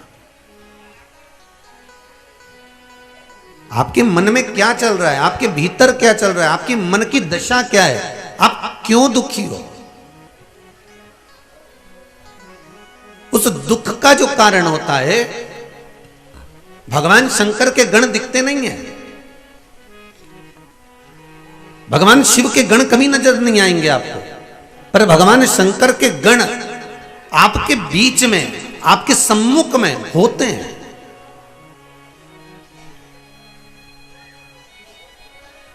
और जब वो गण सम्मुख में होते हैं, नजर आते हैं हमको, शिव के गण जब सामने होते हैं, वो नजर नहीं आएंगे हमको, हमें दिखेंगे भी नहीं, हमारे सामने भी नहीं आएंगे, ना भृंगी आएगा, ना श्रृंगी आएगा, ना नंदीश्वर आएंगे, पर हमारे भीतर अगर कोई बात है और हमने उसमें शिव का स्मरण कर लिया है, हमने शंकर का अनुमोदन कर लिया है, हमने शिव को याद कर लिया है, तो ये पक्का है कि वो गण हमें ले जाकर शिव तक मिला देते हैं, हमारे शंकर से हमारे बातों को कह देते हैं। वो गण हमारे मन की बात शिव तक पहुंचा देते हैं। आपको एक बात कही थी कि कई लोगों ने कहा कि गुरुजी कहते हैं कि शिव मंदिर की चौखट पर जाकर प्रणाम करो। कई लोगों को वर्णन भी कई बार आप लोगों से कहा भी कि जब जीवन में अगर तकलीफ है, कष्ट है, बहुत ज्यादा दुख चल रहा हो और आपने पशुपति व्रत भी कर लिया, उपाय भी करे, और अगर आपको फल नहीं मिला है तो समझना कि कोई विपदा बहुत भारी है, थोड़ा समय लग रहा है। बहुत मोटी फाइल होती है ना, तो उसको थोड़ा गायब करने में समय भी लगता है।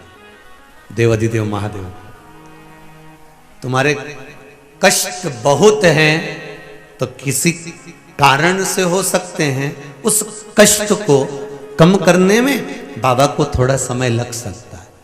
तो अगर ज्यादा तकलीफ है, बहुत कष्ट है, बहुत तकलीफें आ ही रही हैं, जा ही नहीं रही, तो प्रयास करो ना, एक दीप बेलपत्री के पेड़ के नीचे लगाना और एक दीप पीपल के पेड़ के नीचे लगाना और एक दीप आंवले के वृक्ष के नीचे लगाना। ये 3 जगह पर दिए लगाना प्रारंभ कर दीजिए।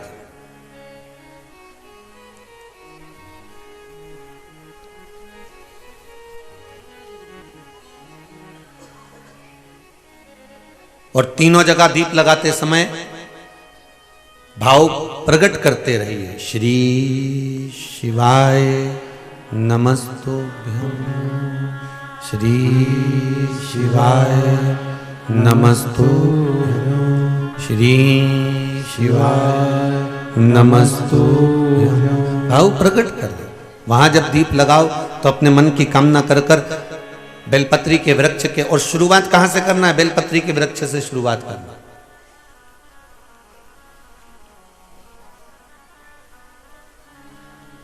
घी का दीप लगाइए, घृत का।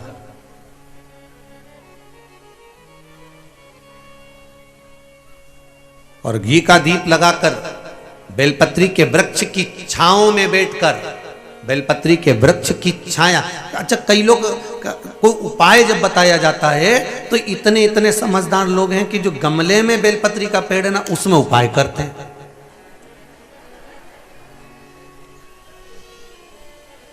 अब बोला क्या गया था आपको? जितने भी उपाय बोले गए तो उसमें क्या बोला गया कि बेलपत्री के वृक्ष के नीचे करना।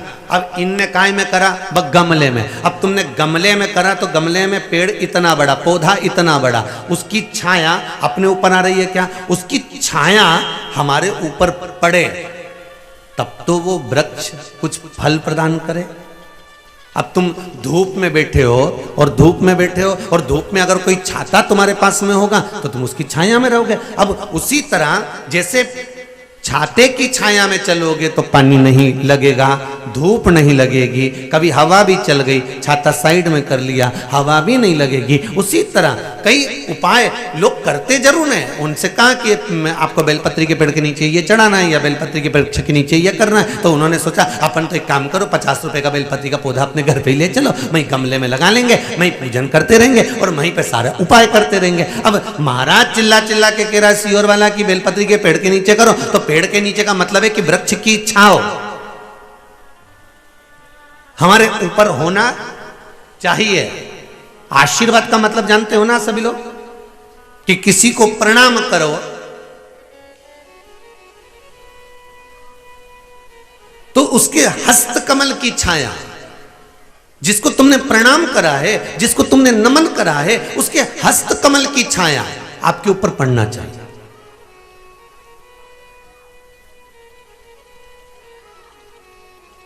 हस्त कमल की छाया पड़ना या दृष्टि पड़ना, इन दोनों में ज्योतिषाचार्यों से किसी से पूछा जाए, हम ज्योतिषाचार्य नहीं है, पर किसी ज्योतिषाचार्य से जाकर पूछा जाए कि जब कोई प्रणाम करता है, जब कोई नमन करता है, तो हाथ की छाया या हस्त कमल या दृष्टि क्यों डाली जाती है, उसका कारण क्या है?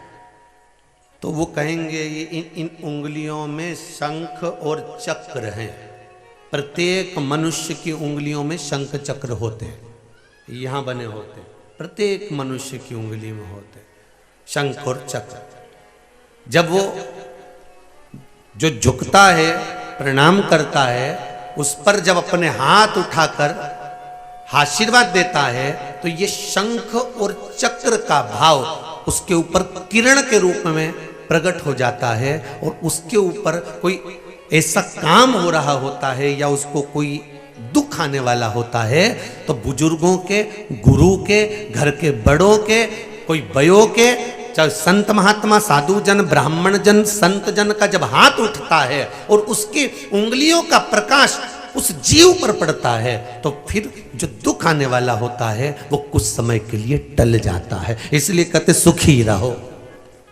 कोई माता पिता अगर आशीर्वाद देंगे तो आशीर्वाद हाथ उठा कर कहेंगे बेटा खुश रहो, बेटा आनंद में रहो, सुखी रहो। गुरुजी के पास जाओगे तो गुरुजी एक धप मार कर कहेंगे जा जा चल जा आनंद से रहे, आशीर्वाद दे दिया। तो ये जो आशीर्वाद है ये उंगलियों से निकलने वाला जो शंख और चक्र प्रत्येक मनुष्य की उंगली में होता है, भगवान ने दिया इसलिए है कि आप उससे किसी ना किसी को वर प्रदान करते रहें, आप किसी का कल्याण करते रहें। उसी तरह दृष्टि है, आशीर्वाद हाथ उठाकर भी दिया जाता है, नेत्र दृष्टि से भी दिया जाता है। दृष्टि से कोई भजन करने वाला, पूजन करने वाला, अर्चना करने वाला, सेवा करने वाला, भगवत स्मरण करने वाला, कोई संत, कोई साधु, कोई सन्यासी, कोई ब्राह्मण, कोई भगवान की भक्ति में डूबने वाला, कोई भजन करने वाला, कोई जीव है भगवान की भक्ति में, कोई गुरुजी लगे हुए हैं, भजन में कोई गुरुजी लगे हैं, उनसे हमें ये नहीं कहना है कि आप आशीर्वाद दो साहब, हमें तो केवल उनके सामने जाकर खड़े हो जाना है और उनकी दृष्टि हम पर पड़ गई और इतने में हमारा कल्याण हो गया। मात्र दृष्टि से भी वर की प्राप्ति है। किसी साधु जन की, किसी गुरु जन की, किसी महात्मा, किसी संत, किसी जोगी, कोई सन्यासी, कोई तपस्वी, कोई ब्राह्मण जन की मात्र दृष्टि भी पड़ गई तो सुखी हो गया। जैसे बच्चा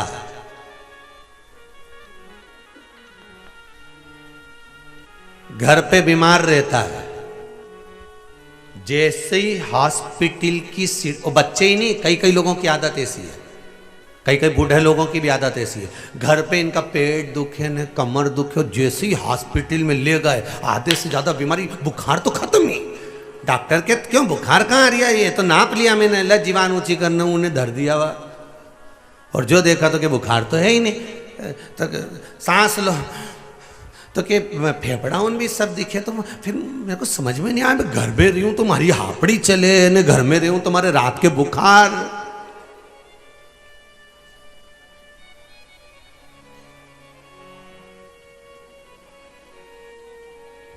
पर डॉक्टर साहब मेरे को तो लगता है कि आपका हाथ लगते से ही ठीक हो जाओ।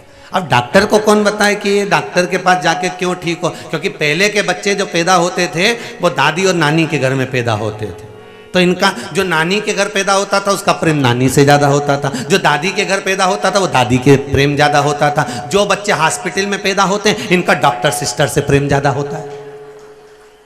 तो जब तक ये साल भर में, 6 महीने में, 3 महीने में एक आध बार हॉस्पिटल नहीं जाए, मौसी से नहीं मिल के आए और मामा से नहीं मिल के आए नहीं, तब तक इनका भले ये बस 500 रुपए इनके लगे और ये ठीक हुआ, क्योंकि ये मौसी और मामा को याद करे कि इनके घर में तो जाना पड़ेगा क्योंकि यहाँ पैदा हुआ हूं।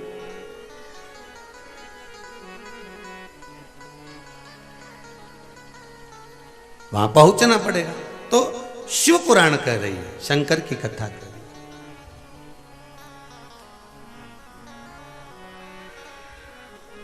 है। दुख आया रहे, केवल आपको मन से कहना है भगवान से, शंभु शरणे पड़ी मांगू घड़ी रे घड़ी, दुख काटो दया करी दर्शन, दया करी दर्शन। केवल आप बाबा से जाकर, भगवान शिव से जाकर, भगवान ओगड़दानी से जाकर निवेदन करेंगे, आपको उसका सुख, उसका आनंद आपको प्राप्त होगा। आप विनय करें बाबा से, कभी भी एक बात का स्मरण अपने भीतर रखना कि भजन का, सत्संग का, संकीर्तन का, कथा का, कीर्तन का, भगवान की भक्ति का अहंकार मत होने देना। बस इतना ध्यान रखना। और यदि कभी भगवान की भक्ति में डूबने का मौका मिले तो उसमें दिखावा मत होने देना।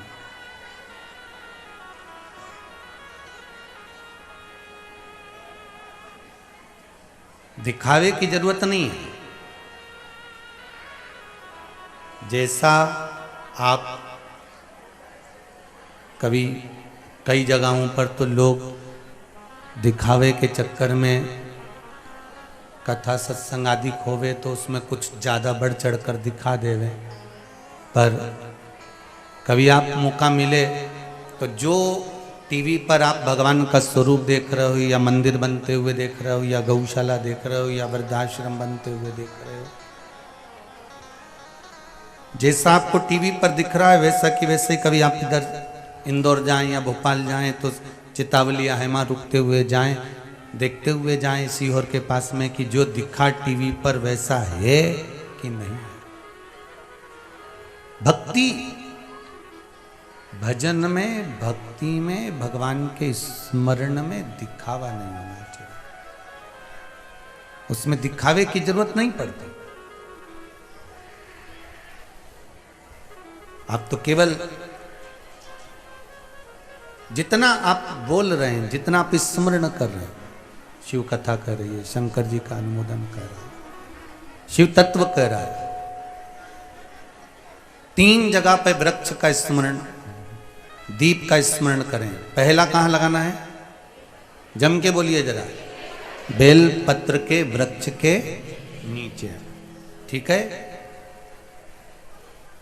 दूसरा पीपल के वृक्ष के नीचे, और तीसरा आंवले के वृक्ष के नीचे। ये 3 जगह पर कहते हैं ब्रह्मा, विष्णु और महेश, इन तीनों को दीप लगाने के बराबर फल प्राप्त हो जाता है। या ब्रह्माणी, लक्ष्मी और पार्वती, इन तीनों को दीप लगाने के बराबर फल प्राप्त हो जाता है। ये 3 जगह पर लगाया गया दीप, 3 जगह पर प्रकट करा गया दीप का फल प्राप्त हो जाता है। साउंड आज ठीक नहीं है बाबू, इसको सेट करिए जरा।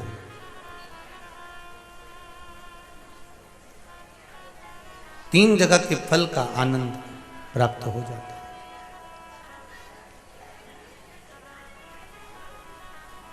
शिव महापुराण की कथा कर रही है, भगवान शंकर का पावन चरित्र वर्णन कर रहा है। दीप लगाते समय एक बात का स्मरण आपके जीवन में रहे, जब भगवान को दीप प्रकट करें, प्रज्वलित करें, तो प्रयासरत रहें, प्रयास करें कि आप जब दीप प्रज्वलित करें तो ये मन की कामना कर कर करें कि हम भगवान को प्रसन्न करने के लिए दीप लगा रहे हैं। हम संसार की प्रसन्नता के लिए दीप नहीं लगा रहे हैं, हम भगवान की प्रसन्नता के लिए दीप लगा रहे हैं। हम भगवान को प्रसन्न करने के लिए दीप लगा रहे हैं, हम भगवान के आनंद के लिए दीप लगा रहे हैं। महाराज, किसी भी भूमि पर, किसी भी जगह पर अब जो निवेदन करते हैं, क्यों कहा जाता है हमारे हिंदू धर्म में, हमारे शास्त्रों में क्यों कहते हैं कि भैया एक काम करो कि तीर्थ जाइए, तीर्थ में जाकर निवेदन करिए, तीर्थ में जाकर कहिए, तीर्थ में जाकर विनती करिए, गंगा का स्नान करिए, यमुना का स्नान करिए, सरयू का स्नान करिए, मंदिर जाइए, 12 ज्योतिर्लिंग का दर्शन करने जाइए, तीर्थ जाइए, देवालय जाइए। क्यों कहते हैं? क्यों हमारे पुराणों में कहा गया, हमारे शास्त्रों में कहा गया कि यहाँ से जो आप अपने घर में पुण्य करते हैं उससे ज़्यादा पुण्य, जैसे आपने 1 रुपया दान करा, पुण्य करा, सत्कर्म करा, तीर्थ में जाकर आपने वही 1 रुपया करा तो वो 1000 गुना हो गया, और किसी गंगा नदी के तट पर, यमुना, सरयू आदि नदियों के तट पर जाकर हमने कोई पुण्य करा तो वो और लाख गुना हो गया। इसका महत्व क्या है? क्यों कहा जाता है? कारण क्या हो जाता है कि उसका महत्व बढ़ जाता है, उसका फल बढ़ जाता है, उसका सुख बढ़ जाता है। क्या कारण? महाराज, भगवान के जो गण हैं ये पूरे ब्रह्मांड में भ्रमण करते रहते हैं। भगवान के गण पूरे ब्रह्मांड में भ्रमण करते रहते हैं, पर जो तीर्थ वाली जगह होती है, जहाँ पर देवालय हो, पीपल का वृक्ष हो, आंवले का वृक्ष हो, बेलपत्री का वृक्ष हो, नदियाँ हो, तालाब हो, सरोवर हो, पुण्य क्षेत्र हो, पुण्यमय क्षेत्र, उस जगह पर ये गण सदा मौजूद रहते हैं, इनको जाना नहीं रहता, ये वहां से सूचना दूसरे गण को देते हैं और दूसरा गण जाकर भगवान तक वो सूचना पहुंचा देते हैं। भगवान तक वो सूचना पहुंच जाती। जैसे एक सुंदर कथा, महाबलेश्वर महादेव, महाराष्ट्र। आप लोगों में से कई लोग गए भी होंगे और जितने लोग महाराष्ट्र के श्रवण कर रहे होंगे तो वो तो कई बार घूम कर आए होंगे। महाबलेश्वर, लोग उसको हिल स्टेशन भी मानते हैं, पर हिल स्टेशन से ज्यादा महाबलेश्वर में शंकर जी की मूलता है। एक ब्राह्मण कन्या थी जिसका नाम था सोमनी।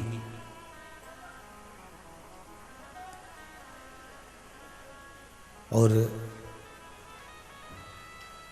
वो ब्राह्मण कन्या सोमनी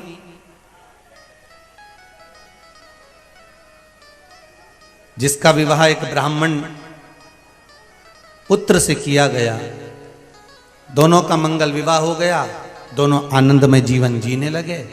समय आया, ब्राह्मण कन्या का विवाह जिस ब्राह्मण से हुआ था, जब ब्राह्मण के विवाह के केवल 12 वर्ष ही निकले थे और वो ब्राह्मण मर गया।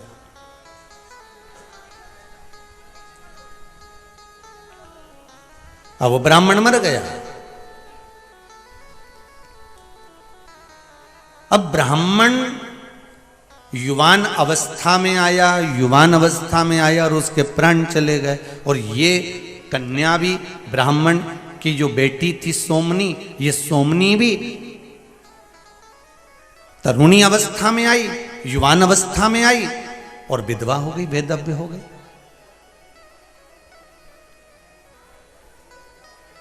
अब सोमनी जब बेधव्य हो गई और युवान अवस्था थी इसकी, कुछ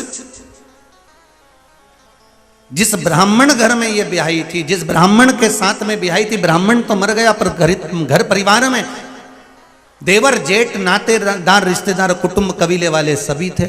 और ये ब्राह्मण सोमनी, ब्राह्मण की पत्नी जब युवान अवस्था में थी, तरुणी अवस्था में थी, तब इसका पति मर गया। और पति के जाने के बाद ये अपनी कहीं सहेली के साथ में जलाशय से जल लेने जाती है। महाराज जब जलाशय से जल लेने के लिए गई और जलाशय से जल जब लेकर आती है तो सखियों का साथ मिल जाता है, सखियों का संग मिल जाता है। और सखियों का संग मिलता है तो इसकी दृष्टि, सोच, विचार, बुद्धि, चित्त व्यभिचारी हो जाता है।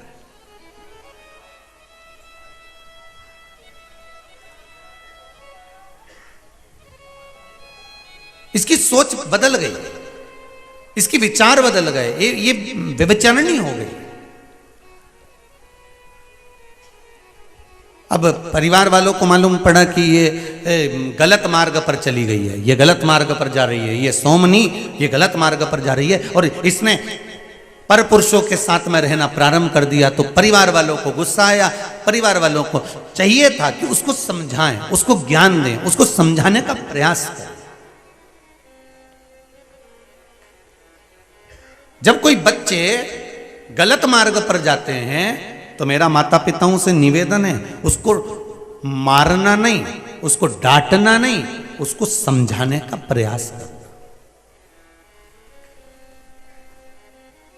हमारे शिव महापुराण में ऐसे ऐसे शिवलिंगों का वर्णन आता है साहब कि उस शिवलिंग के पास का जल मात्र लाकर पिला दिया जाए। जैसे आपको कहा था शिव पौड़ी का जल मदिरा पीने वालों के लिए श्रेष्ठ होता है। पांडुकेश्वर का जल, शरीर में लकवा लग गया, शरीर की इंद्रियां काम करना बंद कर दी, हाथ पैर से विकलांग हो गए तो पांडुकेश्वर का जल काम करना प्रारंभ कर देता है।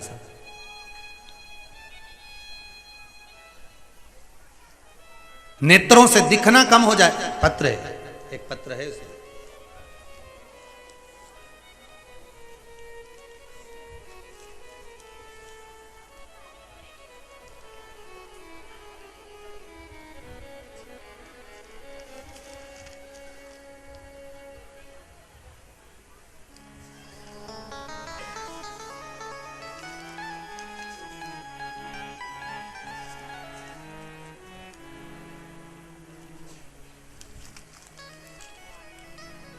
मीना वर्मन मुंबई से हैं, कहीं बैठी हैं? मीना वर्मन मुंबई से। मैं मुंबई से आई हूं, अशोक सोनी की बहन हूं। रुद्राक्ष महोत्सव में अपने बेटे को लेकर आई थी मुंबई से। उसकी आंखों में तकलीफ थी, रोशनी कम हो गई थी, आंखें लाल हो जाती थी और दिखना बंद हो जाता था। 7 साल हो गए थे ये सब दिखाते दिखाते डॉक्टरों को, पर रोशनी वापस नहीं आई थी। रुद्राक्ष महोत्सव से मैं गई और शहद वाला प्रयोग करा शिव महापुराण का। अब मेरे बेटे को दिखना चालू हो गया, उसकी नेत्र ज्योति वापस आ गई। ये पत्र में लिखा है उसने। शिव उपासना का फल क्या है?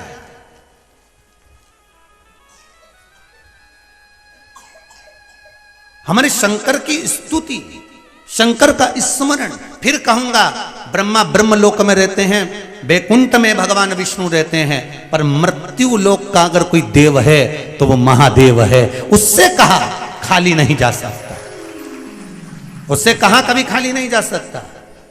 आप उससे निवेदन तो करो, उससे विनती तो करो, उसकी चौखट पर जाकर बोलो तो। एक पत्र में लिखा है,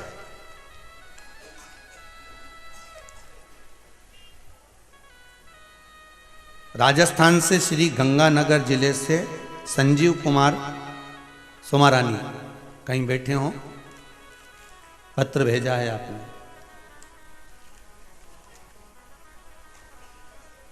इसमें लिखा है 25 जनवरी को 10 बजे से 11 बजे तक गुरुजी आपके मिलने का समय था, तो मैं 25 जनवरी को 10 से 11 बजे मिलने के लिए आया। मिलना तो हुआ, केवल दर्शन, क्योंकि कोरोना महामारी के चलते मिलना बंद है। तो मेरी बिटिया ने इस पत्र में लिखा है, परीक्षा दी थी, पहले भी 3 बार दे चुकी थी, पर उसमें सिलेक्शन नहीं हुआ। तब मेरी बेटी ने शिव महापुराण की कथा सुनी थी, अपनी माँ से, मेरे से कहा अपन चलते हैं एक बार बाबा को धूप तो लगा के आए, बोल कर आए। 25 जनवरी को 10 बजे से 11 बजे तक मैं यहाँ आई, मिली, और मेरी बेटी ने बैंक मैनेज पेपर दिया और उस पेपर में यहाँ से जाते ही उस इंटरव्यू में पास हो गई, उसकी नौकरी लग गई है। उसके लिए बहुत बहुत धन्यवाद दे रहे हैं। ये पत्र में लिखा। अब 25 जनवरी को कितना दिन हुआ रे बाबू? 25 जनवरी 10 से 11 बजे से बीच मिली थी। 25 जनवरी आज कौन सी है? 26। और एक दिन की बात है, कल और आज में कितना अंतर हो गया। पत्र पढ़ लेना भाई, इसको दिखा भी देना भाई, हो इस पे टीवी पे दिखा दे, इस पत्र को ले पढ़ ले। ये पत्र का भाव देखिए जी, उसने लिखा है। कल 25 थी, आज 26 है। राजस्थान से थी, गंगानगर जिले से संजीव कुमार सोमारानी इस पत्र को लिखी है। शिव उपासना किसको कहते हैं? आप अगर दिल से उसको रिझा रहे हो, दिल से अगर विनती कर रहे हो, आपका केवल एक प्रार्थना। शिव को आपके धन और दौलत से मतलब नहीं है। ये सोमनी ब्राह्मण की बेटी, ये सोमनी ब्राह्मण के साथ विवाह हुआ, पर गलत संगत में पड़ गई, और गलत संगत में पड़ गई तो गलत विचार आ गए, पर पुरुषों के साथ रहने लगी, व्यभिचारिणी हो गई। परिवार वालों को मालूम पड़ा, उन्होंने उसको समझाने का प्रयास नहीं करा। हम अपने बच्चों को समझाने का प्रयास करें कि हमारे जीवन में हमें सतमार्ग की ओर कैसे चलना।